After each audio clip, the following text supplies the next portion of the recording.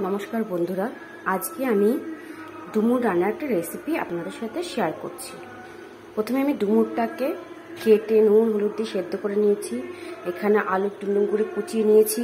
एकटु नुन लागबे आमार रान्नाय। एखाने आदा शुकनो लंका काँचा लंका रसुन जिरे धुने निয়ে নিয়েছি এটার ভিতরে। এটা আমি মিক্সিং পেস্ট করব। পেঁয়াজ নিয়েছি দুটো বড় কুচি কুচি করে নিয়েছি, এটা আমি মিক্সিং পেস্ট করে নেব। আর এখানে আমি জিরে আর গরম মশলা ভেজে তুলে নিয়েছি। প্রথমে আমি কড়াইতে তেল দিয়ে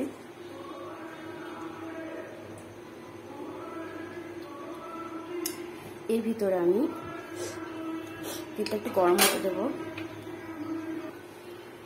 আমার তেলটা গরম হয়ে এসেছে, এর ভিতর আমি ডুমুরগুলিকে ও আলু কুচিগুলিকে ভেজে নেব।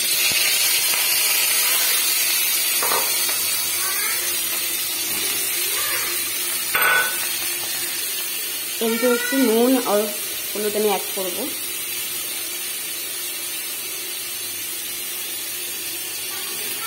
সামান্য একটু নুন আর হলুদ অ্যাড করলাম, পরে আবার দেবো আমি।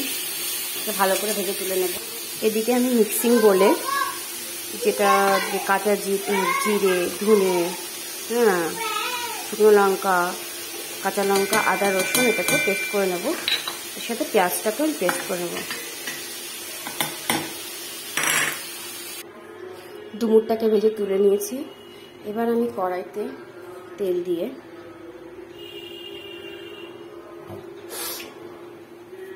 একটু গরম হতে দিই। এর ভিতরে শুকনো লঙ্কা ফোড়ন, তেজপাতা, জিরে ফোড়ন,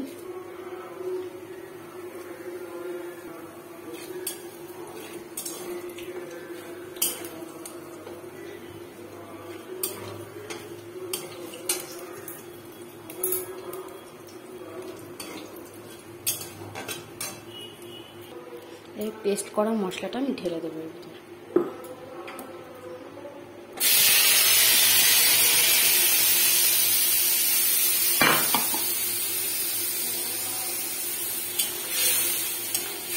সামান্য একটু কষিয়ে নেব।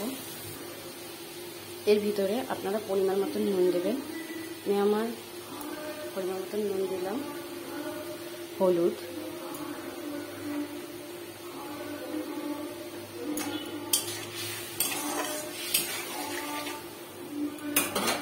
আমি এর সাথে একটু মিট মশলা দেবো।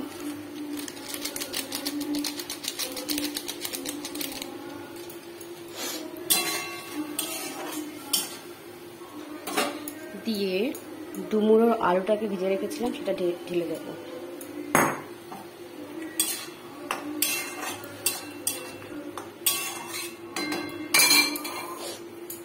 সামান্য পরিমাণ চিনি অ্যাড করব।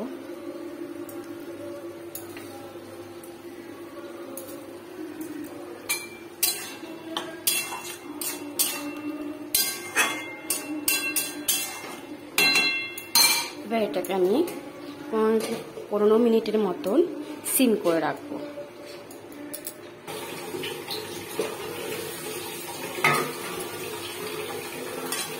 আমার এটা কষে এসছে। এবার এটার সাথে আমি জল অ্যাড করবো। সুন্দর একটা গন্ধ বেরিয়েছে। সামান্য পরিমাণ জল অ্যাড করবো, বেশি না।